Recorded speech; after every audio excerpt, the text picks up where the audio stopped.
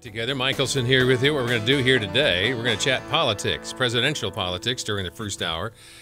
We have the honor of speaking with Senator Rick Santorum, who's joined us here in the studio after he selfishly decided to announce his presidency in another state at another time, as opposed to far-thinking, foresighted politicians who announced their presidency on my program. What were you thinking, sir? This is the first Iowa program I've done. And I today announce I am running for president of the United States. I accept your apology. Okay, Thank you. Thank you. About 2 years ago, I was on a phone conversation on an Amtrak train. Yes. And when I got off the Amtrak train, I saw almost the entire conversation blogged by someone sitting behind me in the Amtrak train. Wow. Yeah. And so I thought, okay, no more. There is no such thing as a private conversation anymore. There's no zone of privacy. No zone of privacy anymore. You should probably use alternative forms of communication. Maybe you should Twitter or something. Oh, yeah, that's it. You know, I've heard that's safer. A lot safer. As long as you keep your shirt on. Yeah, or other things on. Did he do anything criminal? That to me is, that'll be sorted out. But I think you got a window into the kind of person that this guy is, and character matters, and I think people need to assess whether we all have faults, we all do things we shouldn't do, but the character of this man to treat his this revelation the way he did, I think was as troubling as the revelation itself. You're running for an office, though, in which foreign policy will be paramount. And as you well know, we're involved in a three-front war now in Libya, and we're part of NATO, the North Atlantic Treaty Organization. I'm just trying to fit Libya into the North Atlantic. Are you having trouble fitting that into that part of the world? I had trouble when the president decided to do what he did. I thought it was a bad decision, that we should not be deploying our military at the behest of the Arab League and the UN, and even our allies, the French and the British. As much as we want to be good allies, we should not get involved in activities unless there is a national security interest. And I think the president's indecisiveness, and he was for getting rid of Gaddafi, then against getting rid of Gaddafi. Now he's for getting rid of Gaddafi. That's not leadership. It's not what is in the best interest of our country. Is it even in the job description of NATO? Well, I mean, the job description of NATO is obviously it's a security pact to protect Western Europe. Well, all of Europe. It used to be Western Europe. Now Western and parts of Eastern Europe are involved in NATO. And conceivably, could Libya be a security issue? I think from the French perspective, they're concerned about, obviously, immigration.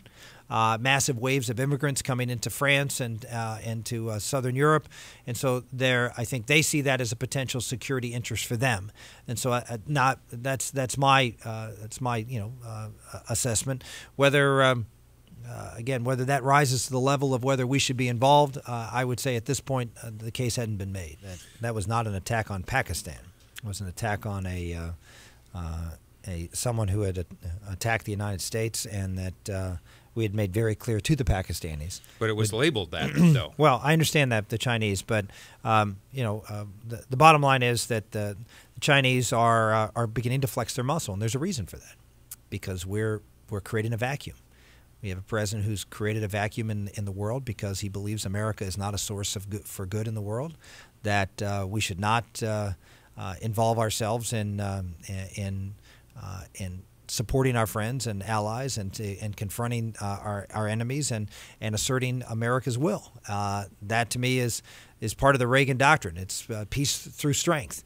And we've seen with this president that he has consistently done two things. Every time an ally of ours was in trouble, we have turned our back on them, and we have either slapped them in the face like we did with Israel just recently, or thrown them under the bus like we did with Mubarak, or turned our backs on the Poles, the Czechs, even the Brits when it came to the Falkland Islands, when Hillary Clinton went down to Argentina and said that was an open issue. I mean, it's time after time after time. This president has, the Colombians, the Hondurans, I can go on and on, has turned our back on our allies and friends to the point where they do not trust us anymore. And that's created a vacuum. And on the other side, enemies of the United States we have appeased, whether it's the Iranians and siding with Ahmadinejad in the Green Revolution, or whether it's slapping Bashir Assad on the back of the wrist for killing hundreds and hundreds of his people, while Mubarak, who didn't do anything close to that, was thrown under the bus. I mean, there's example after example. Again, Chavez, an example in Venezuela. We are not asserting America's interest in confronting these people, and so we do not have the respect of our enemies, and so you see an opportunity for Russia, for China, for India, and for other countries to try to take that role from the United States. Do you regard China as our enemy?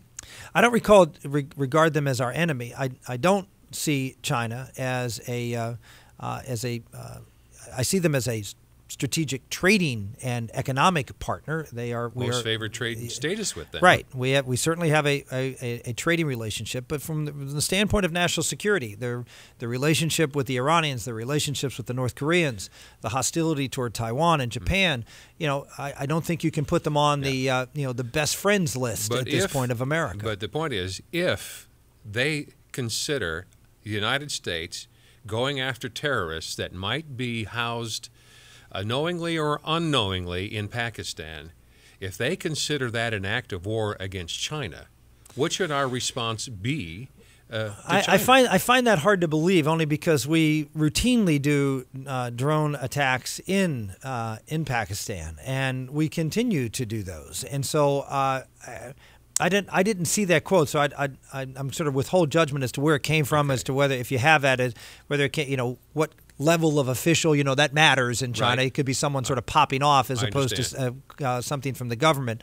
But I find it hard to believe that they would see drone attacks in the mountainous regions in Pakistan as being an attack on China, because we continue them today, and the Pakistanis don't consider it to be an attack on themselves. I saw a person a while back on Fox News, and he was telling how our moral beliefs affects our foreign policy and how country look at us.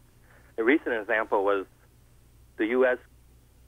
intervened in, I think it was Kenya, in Africa, and we promoted $20 million to help them change their national constitution from a pro-life to a pro-choice.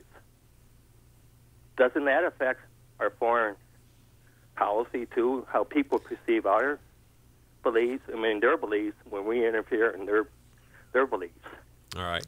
Well, no, I think that's a great question, Joseph, and I would agree that, sadly, that we are promoting values through our international actions that do not promote, what is best about America. If you look at this is the Kenyan situation, you look at the effort that has been put forward on AIDS. I was someone who was very active and involved in making sure that we did have a response to the AIDS pandemic in Africa, because of the concern I had with the states that you were just having massive numbers of people, the whole generations being wiped out, and would create an opportunity for terrorists to come in and do what they did to Afghanistan. So I saw a national security interest, and obviously you're talking about the scale of the pandemic there. You're talking about a humanitarian crisis. So I got involved in that.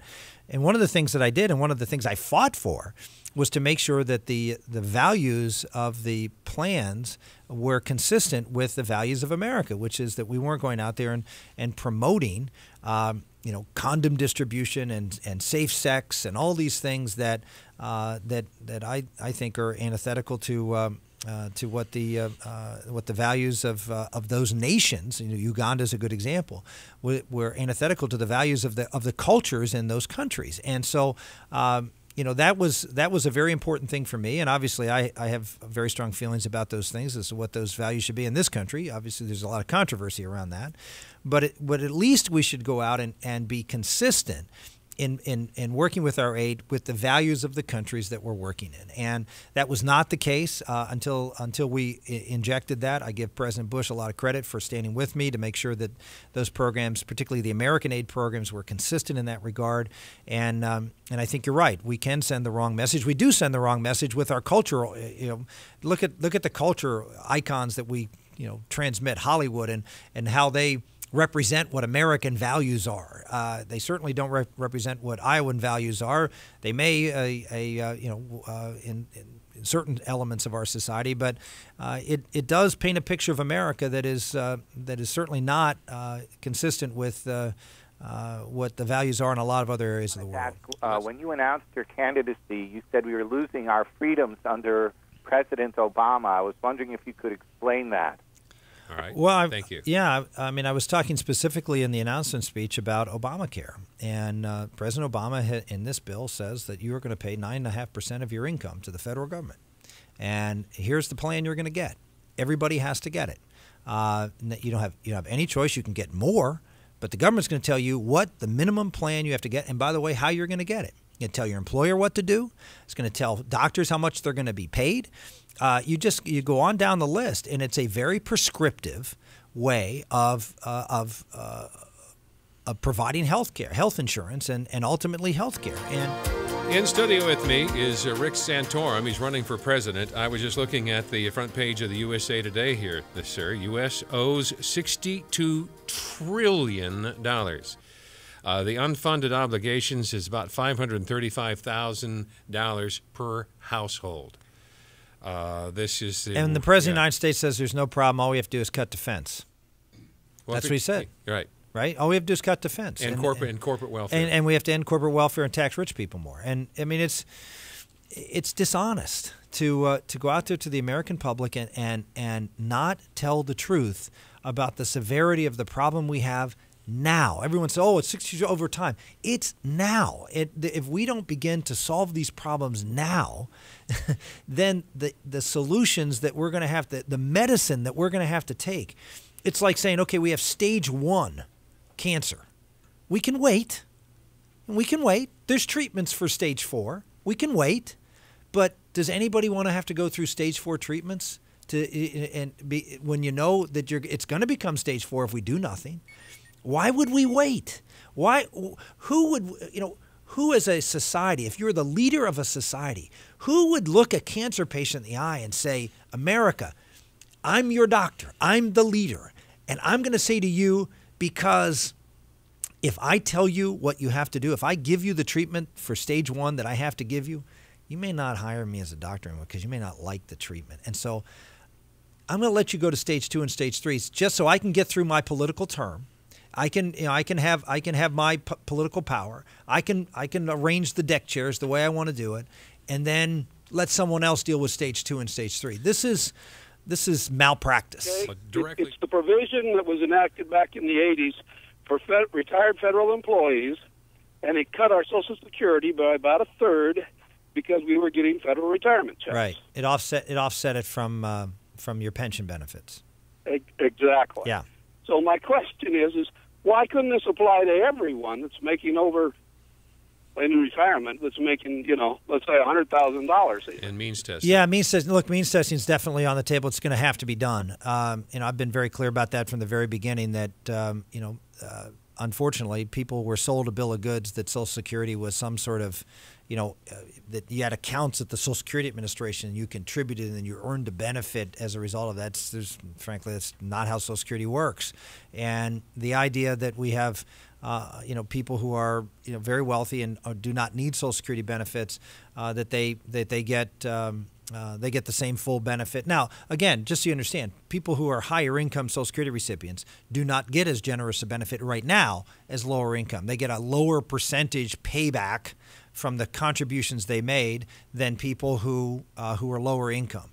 They're called bend points. The higher the income, the higher the income you have, the lower percentage. So Social Security is already means tested. So what we need to do is further means test it. It's progressively taxed. It's progressively taxed, and then progressively benefited. Yeah, it is. They want to make it even more progressively taxed by lifting the cap off of it. So this is a system right now that again. I don't know if anyone would design the Social Security system the way it's designed today if you were starting all over. But the fact is we're stuck with it. And what we have to do is try to make the most of it to make sure that we are providing a safety net for those who are in need in our society. What I'd like to ask the senator is how he feels about raising tariffs on imported goods that we could easily make here in this country, which would increase our manufacturing base and stop companies like Maytag from moving to Mexico to produce their goods. Yeah, I couldn't agree with you more that a policy of going forward has to be to take the innovation that occurs here and transform it not just into intellectual property where folks can, then start this intellectual property and have all the manufacturing done offshore and make a few people make a lot of money and not spread that money out through the manufacturing process. But the problem isn't putting tariffs and therefore taxing the American public with goods, the cost of goods that are coming into this country. The issue is here, how do we make our manufacturers more competitive? And there's lots of things we can do to create a better environment for manufacturing. Everything from litigation. If you look at, I'm trying to remember the name of the company, just heard it yesterday, that has operations, similar size operations in 3 states, California, Texas, and Ohio. And their litigation costs, Texas did big litigation reform several years ago. Their litigation costs, 40% of their cost is in Ohio, 40% in California, 2% in Texas.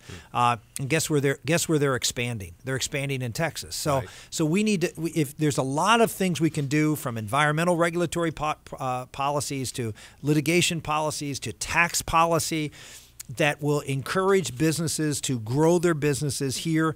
Look at what the NLRB is doing under this president with the South Carolina situation, saying that if you don't, if you're in a state that doesn't have right to work and you want to expand, you better not expand in a right to work state because we're going to shut you down. This is telling manufacturers, I don't want to deal with this administration. I don't want to deal with the regulatory scheme that we have to. I'm going offshore. So we do lots of things to drive things offshores. Instead of putting a tax on the American people, which is what a tariff is, let's create policies that will build businesses here. But you're absolutely right. It is one of the highest priorities. If we're going to have wealth distributed throughout the economy, and I'm not talking about from the government, but distributed because of how the economy works, we've got to have manufacturing. We've got to have that effect in our society to build a middle-income America. Rick, I live down in Arizona, where we have a severe border problem, where the illegals have come in and shut down most of our trauma-level hospitals. What would you plan to do about that? It's really just a matter of will, political will. Do we have the political will to secure the border? It's not a matter of money. It's not a matter of of technology. It's a matter of deploying the resources that are necessary to make sure that this problem is no longer a problem. We just saw a Supreme Court today saying that California has to give in-state tuition to illegals, and this is creating a divide here in America. It's creating tension here in America that would go away if we say, you know what, Americans' borders are secured. So you're sitting there as President of the United States, and the Supreme Court just serves up this baloney. What do you do in response? So we need to have the courage to say to the court, when they're wrong, you're wrong, and push back. That's number one. Number two, I've said, I think I maybe even said on this program, that if you look at the Constitution, it establishes how many courts? Just the Supreme Court. That's it. That's right. It establishes one court. Who else? Who establishes the rest of the courts? Congress. That's right. So if we establish them, what can we do? This establishes. That's exactly right. And there's a court. Do I get a cookie? So far, I sort of like being in the chair here. Can we switch chairs for a moment? This is sort of fun. That we should, and I've proposed this. The Ninth Circuit is a rogue circuit that is destroying the judicial system. If the Supreme Court could take more cases, they'd probably take every single case from the Ninth Circuit. The problem is they can't, and so there's so much bad law that the circuit is out there. We can get rid of courts that are rogue courts, and I think that's a rogue court, and we can establish. I think it's also too big of a court. We can create 2 new circuits, or maybe even 3 circuits out of what is the Ninth Circuit today, with all new judges. Okay. And the other thing you can do is obviously you can defend the Constitution, which the president didn't do with DOMA, and you can go out and articulate a much more constitutionally consistent vision as your Attorney General and Solicitor. Scheduled to visit. This is a must-stop. I'm glad I'm here. Oh, well, thank you for doing so. My pleasure. Rick Santorum, our guest here, and you'll find his website at ricksantorum.com.